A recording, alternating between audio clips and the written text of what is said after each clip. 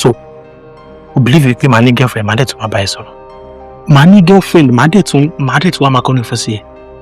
I know I'm married then. Oh, lórúkọ mi ni Olúwa tóbi gangan lórúkọ mi. In full.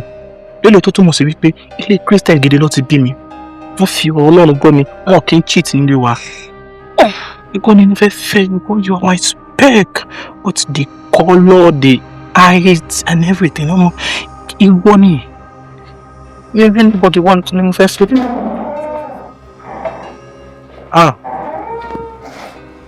Babe. Báwo ni? Tóbi. Yeah?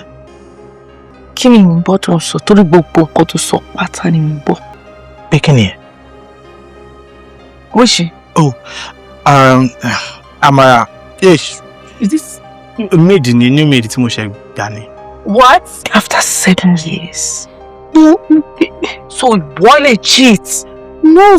Yeah. What do you mean? You know what? You don't need to stress. Enjoy, okay? And you see, shouldn't go to me. I hear that from No, she is going to straight by. I mean, kill to fair.